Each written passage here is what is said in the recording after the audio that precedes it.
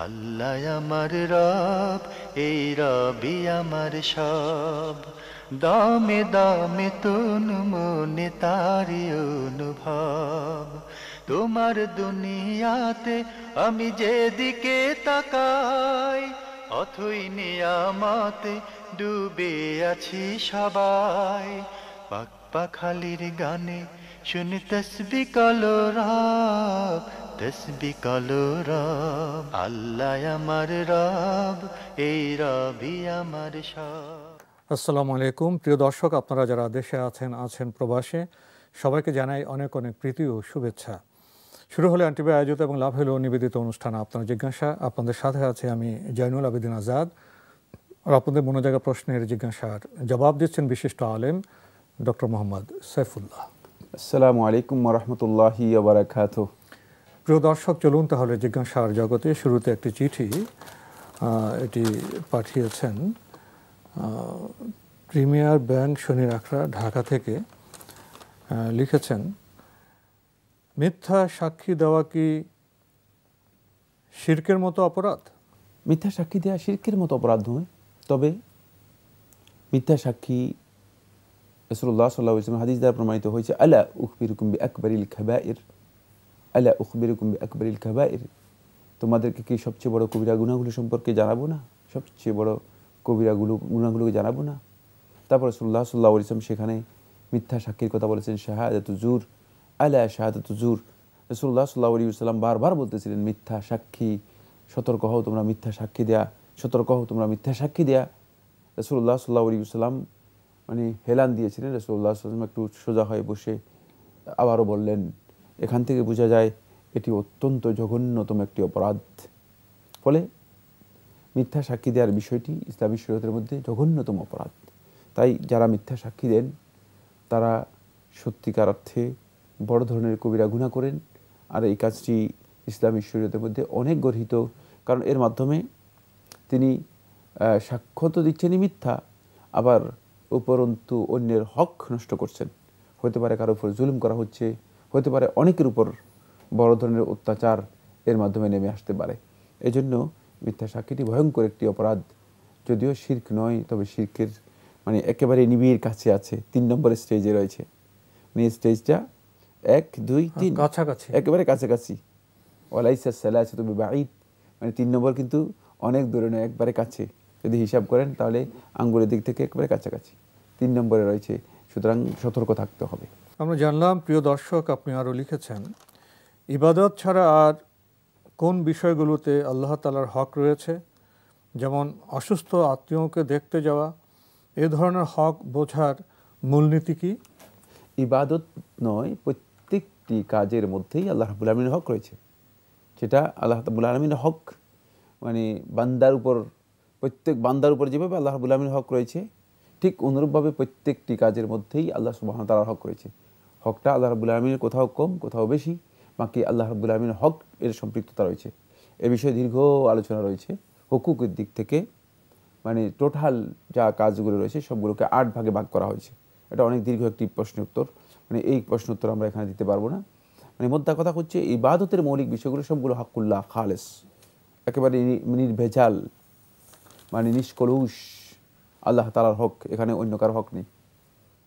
আর মুআমালাতের মৌলিক যে বিষয়গুলো রয়েছে সেগুলো, যদি মুআমালাত এমন হয়, লেনদেন এমন হয় যেগুলোর মধ্যে কোনো মানাল ইবাদা নেই, ইবাদতের কোনো মিনিং পাওয়া যায় না, তাহলে এগুলো সবগুলোই বেশিরভাগ বান্দার হকের সাথে সম্পৃক্ত, বেশিরভাগ ক্ষেত্রে বান্দার হকের সাথে সম্পৃক্ত। যেমন খাওয়া দাওয়া, চলাফেরা, লেনদেন, টাকা পয়সা, ব্যবসা বাণিজ্য ইত্যাদি। এরপরে রয়ে গিয়েছে কিছু কিছু ইবাদত রয়েছে যেগুলোর সাথে বান্দার সম্পৃক্ততা রয়েছে, মানাল মুআমালা পাওয়া যায়, মুআমালাতের মিনিং পাওয়া যায়। মুআমালাতের দিকটা কখনো কখনো বেশিও হতে পারে, কখনো কম হতে পারে। যেমন বিবাহ শাদী, তালাক, এগুলো রয়েছে।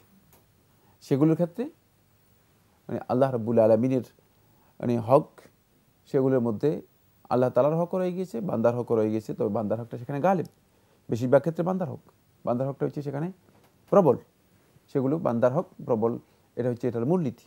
তৃতীয় প্রকার বা চতুর্থ প্রকার হচ্ছে কিছু কিছু ইবাদতের মানে আহকামের বিষয় রয়েছে যেগুলো এর মধ্যে বান্দার হক রয়ে গিয়েছে, আল্লাহর হক রয়ে গিয়েছে, কিন্তু সেখানে আল্লাহর হকের বিষয়টি গালেব, আল্লাহর হকটা বেশি প্রবল।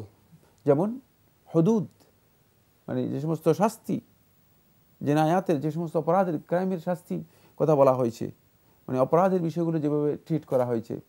তারপরে মানে যেমন বিচার ফয়সালার বিষয়গুলো, মানে এগুলোর মধ্যে মানে আল্লাহর হকের বিষয়টি যখনই কোর্টে চলে আসবে তখন আল্লাহর হকের বিষয়টি গালেব হয়ে যাবে, আর যখনই বান্দার কাছে থেকে যাবে তখনই বান্দার হকটা এখানে গালিব থাকবে। কিন্তু কোর্টে আসার পরে আর সেখানে সুপারিশ চলবে না, সেখানে কিছু, যেহেতু এখানে আল্লাহর হক গালিব হয়ে গেছে। এই সমস্ত বিষয়ে আল্লাহর হক প্রবল। তাহলে আমরা এখানে শুধু 4 প্রকারের কথা বললাম। আমি বলেছি এই বিষয়গুলো সর্বমোট 8 প্রকার। এই 4 প্রকারের মধ্যে মৌলিক কথাগুলো আমরা খুঁজে পাবো, তবে এই মূলনীতিগুলো জানতে হলে আরও অনেক বেশি স্টাডি করতে হবে। আসলে ছোট্ট প্রশ্নোত্তরের এই অনুষ্ঠানে এইসব প্রশ্ন আসলে হয়তো আমরা আর অন্য কোনো প্রশ্নের দিকে যেতেই পারবো না। প্রিয় দর্শক, আরও সুনির্দিষ্ট প্রশ্ন হলে আমাদের পক্ষে সুনির্দিষ্ট জবাব দেওয়া সহজ হতে পারে। লিখেছেন, দাজ্জাল আসবে কিয়ামতের আগে শুনেছি, কিন্তু এছাড়া আর কোন কোন জিনিস যেগুলিকে অনেকেই বলে এ তো দাজ্জালের মতো কাজ? মানে কিয়ামতের আগে যে দাজ্জাল আসবে সেটা হচ্ছে মাসিহা দাজ্জাল। সেটা হচ্ছে ভয়ঙ্কর একটি ফিতনার নাম, ভয়ঙ্কর একটা মাখলুক, আল্লাহ তাআলার যে মাখলুক মানুষদেরকে পথভ্রষ্ট বিভ্রান্ত করার জন্য মানে আল্লাহ রাব্বুল আলামিনের পক্ষ থেকে বড় ধরনের ইবতিলা, পরীক্ষা হিসেবে আসবে। এটা বড় ধরনের ফিতনা, সুতরাং সেটা আরেকটি বিষয়। আর এই দাজ্জাল শব্দটা আরবি ভাষায় ব্যবহার হয়ে থাকে যেই অর্থে, সেই অর্থটা হচ্ছে যে মিথ্যাকে আশ্রয় নিয়ে ধর্মের লেবাস দিয়ে মানুষদেরকে পথভ্রষ্ট বিভ্রান্ত করে, তাকে দাজ্জাল বলা হয়। আর এই ধরনের দাজ্জাল মানে যুগে যুগে এ ধরনের ধর্ম ব্যবসায়ী, ধর্ম বিক্রি করবে যারা, এরকম অনেক দাজ্জাল আসবে।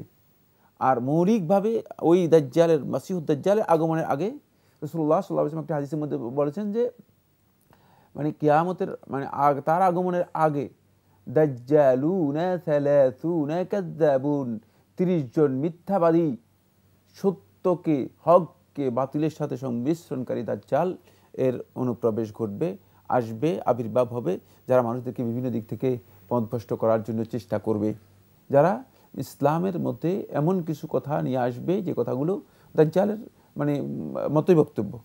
ফলে যদি কোরআন এবং হাদিসকে, হক এবং বাতিলকে সংমিশ্রণ করে কেউ মানুষের সামনে হকটাকে গোপন করার চেষ্টা করে, একটা বাতিলকে এস্টাবলিশ করার জন্য চেষ্টা করে থাকে, তাকে পারিভাষিকভাবে দাজ্জাল বলা হয়।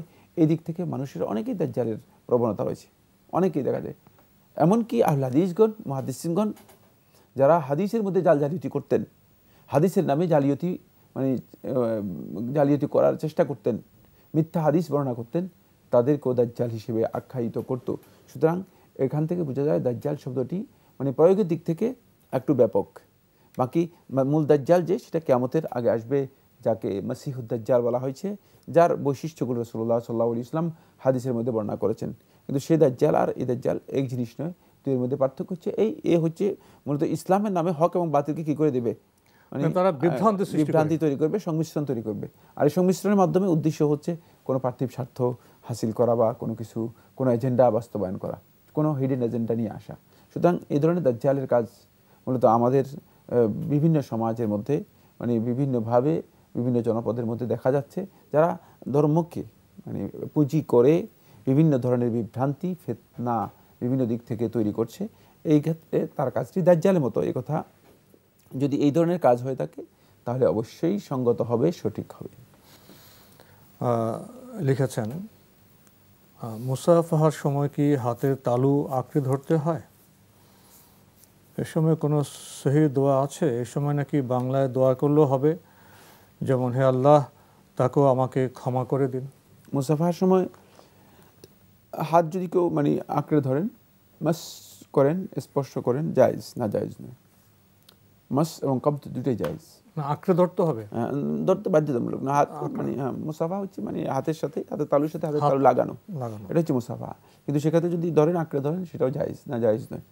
বাকি এই সময় দোয়া করার, আল্লাহ তাআলার কাছে দোয়া করার ব্যাপারে রাসূলুল্লাহ সাল্লাল্লাহু আলাইহি ওয়াসাল্লাম বলেছেন মাগফিরাতের জন্য দোয়া করা, মাগফিরাতের জন্য দোয়া করা, আল্লাহু মাগফির লাহু ওয়া লানা গাফারাল্লাহু লানা ওয়া লাকুম, এমন সেই যে দোয়াই আপনি করেন সেটি করতে পারেন, সেটা বাংলাতে করলেও না জায়েজ হবে এমনটি নয়, তবে মানে যদি আপনি আরবিতে করেন সেটাও আপনার জন্য জায়েজ রয়েছে। আল্লাহ আমার রব, এই রবি আমার সব। আল্লাহ আমার রব, এই রবি আমার সব। আপনি আরও লিখেছেন তাকদীরের 3 ও 4 নম্বর স্টেজ নিয়ে ও এদের সাব পয়েন্টগুলো নিয়ে কি আলোচনা করবেন? না, আমার মনে হচ্ছে খুব আসলে এটাও আপনার তো সেটা অ্যাবস্ট্রাক্ট আর্টের মতো হয়ে গেল, প্রশ্ন করলেই সুস্পষ্ট হতো। মানে সেক্ষেত্রে আমরা এই ধরনের প্রশ্নবোধ না করে ভালো আমরা আরও সুনির্দিষ্ট প্রশ্ন করি, তাহলে আমাদের সময়ও বেঁচে যাবে, আমরা উপকৃত হব, আপনারাও উপকৃত হবেন। প্রিয় দর্শক, আমাদের হাতে একটি চিঠি, এটি পাঠিয়েছেন শাহানা বেগম, পবা, রাজশাহী থেকে। লিখেছেন, মানুষ যে পীর ধরে এটা কতখানি সত্য? কোরআনের মধ্যে সূরা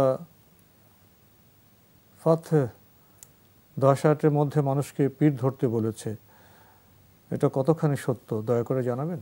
পীর ধরার অর্থ যদি এমন হয় যে আপনি মনে করে থাকেন যে পীর ধরলে আপনার আখিরাতের নাজাত হয়ে যাবে,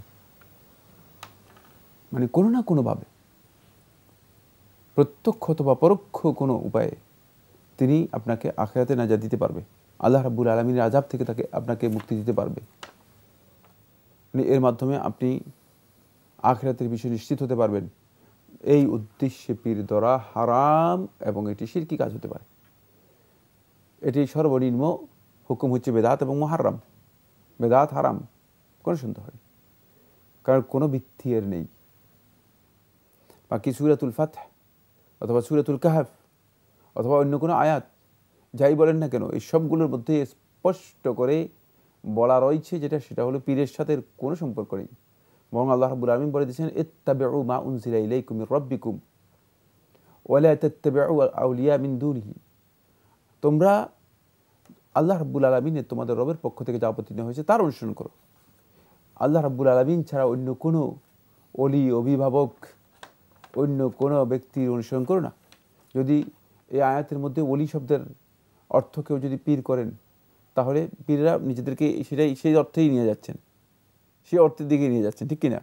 তাহলে যদি এমনটি হয়, তাহলে মানে এই আয়াতের মধ্যে সরাসরি সে কথা রয়েছে যে তোমরা আল্লাহ রাব্বুল আলামিনকে বাদ দিয়ে অন্য কোনো ওলির অনুসরণ করবেই না, কারণ এরা আউলিয়া ও শয়তান। আমরা জানি আউলিয়া দুই প্রকার, একটা হচ্ছে আউলিয়া রহমান, আউলিয়া ও শয়তান। এ বিষয়ের উপর শেখুল ইসলাম ইবনে তাইমিয়া রাহিমাহুল্লাহ তাআলা একটি কিতাব রচনা করেছেন। আউলিয়া শয়তান হচ্ছে তারা যারা মানুষদেরকে এই তালিম দেবে, এই দিক নির্দেশনা দিবে যে আমার হাতে এসে বায়াত গ্রহণ করো, আমার মুরিদ হও, তাহলে তোমরা আখিরাতে নাজাত পেয়ে যাবে, তোমাদেরকে জান্নাতের ব্যবস্থা করে দিব, তোমরা আমাদেরকে সন্তুষ্ট করতে পারলে আল্লাহ কি হয়ে যাবে, সন্তুষ্ট হয়ে যাবে। যেমনিভাবে মক্কার মুশরিকরা এই যে বিভিন্ন প্রতিমা, বিভিন্ন মূর্তি, বিভিন্ন পাথর, এগুলোর পূজা কেন করতো? তারা কোরআনের মধ্যে স্পষ্ট করে বলে দিয়েছে, মা না'বুদুহুম ইল্লা লিয়ুকাররিবুনা ইলাল্লাহি যুলফা। তারা বলে দিচ্ছেন যে আমরা তো এদের ইবাদত করি না। এদের ইবাদত করার কারণ হচ্ছে এদের সন্তুষ্টির বিষয়টি আমরা চিন্তা করতেছি কেন, লিয়ুকাররিবুনা ইলাল্লাহি যুলফা, যাতে করে এরা আমাদেরকে আল্লাহ তাআলার কাছে কি করতে পারে, আমাদেরকে আল্লাহ তাআলার কাছে নিকটে পৌঁছে দিতে পারে।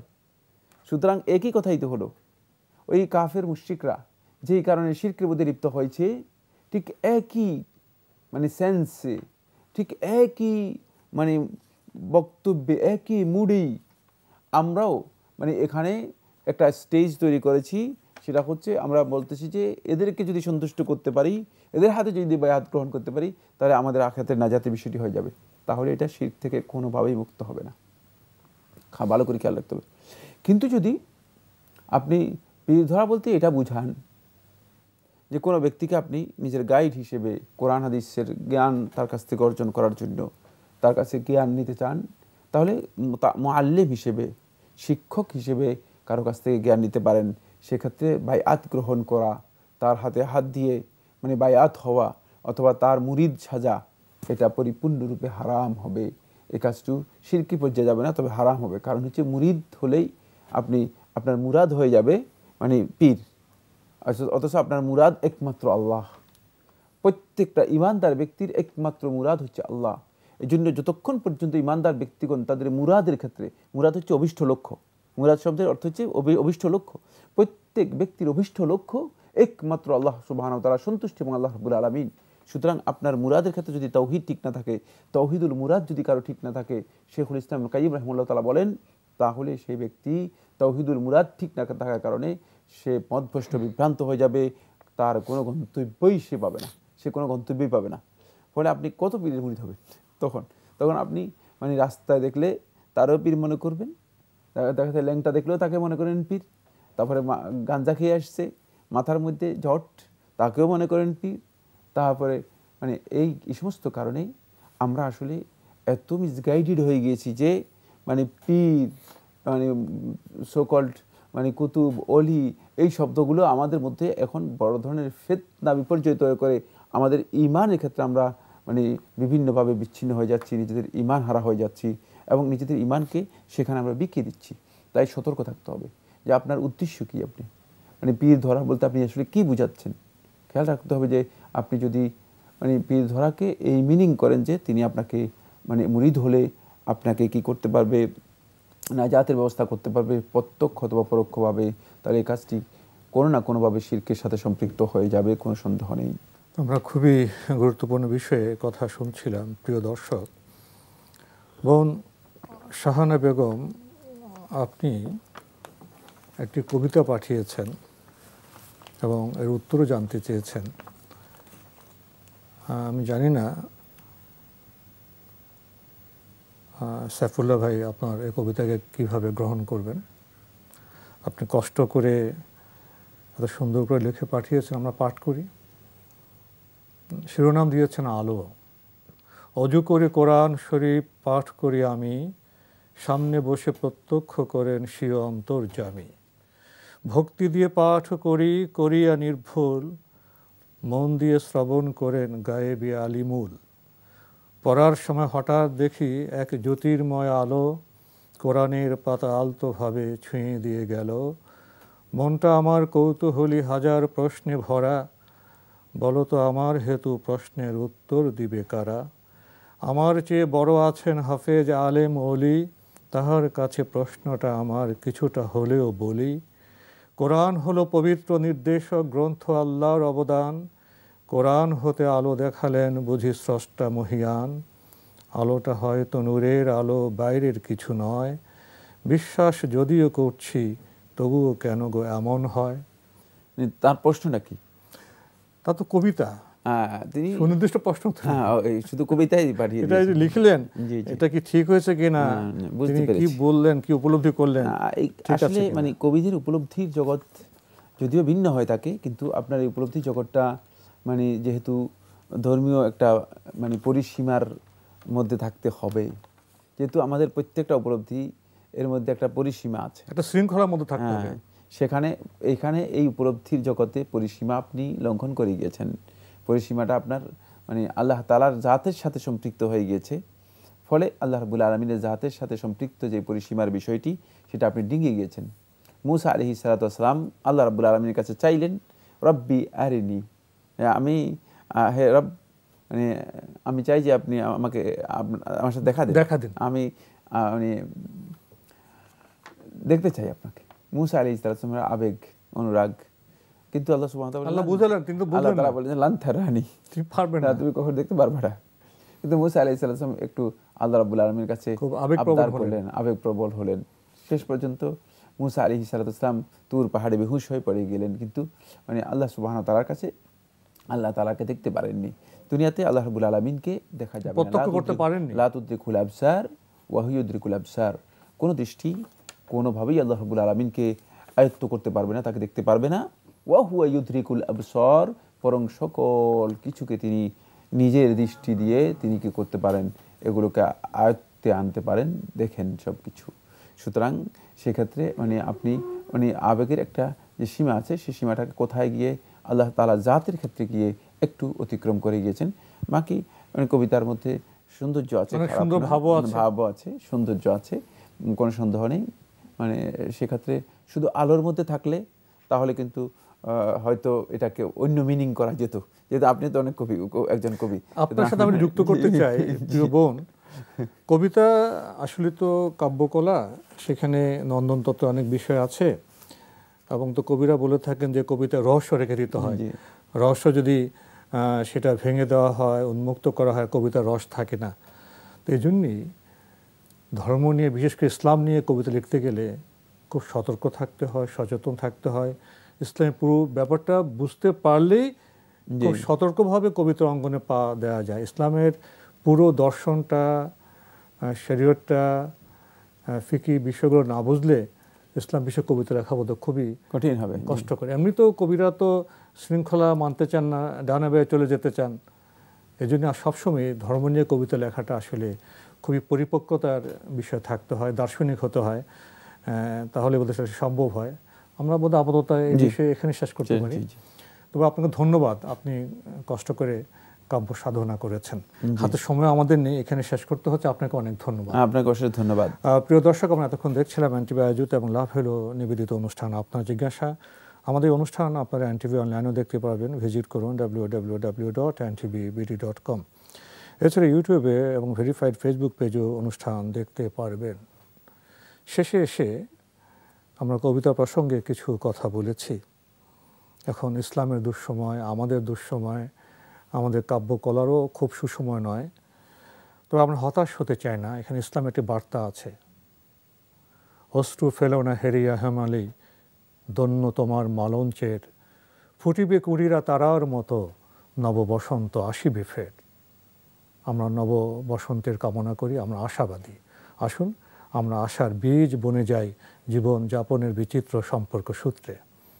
চিঠি লিখুন, প্রশ্ন পাঠান আমাদের ঠিকানায়। পরিচালক আপনার জিজ্ঞাসা, এনটিভি, বিএসসি ভবন, 7ম তলা, 102 কাজী নজরুল ইসলাম এভিনিউ, কারওয়ান বাজার, ঢাকা 1215।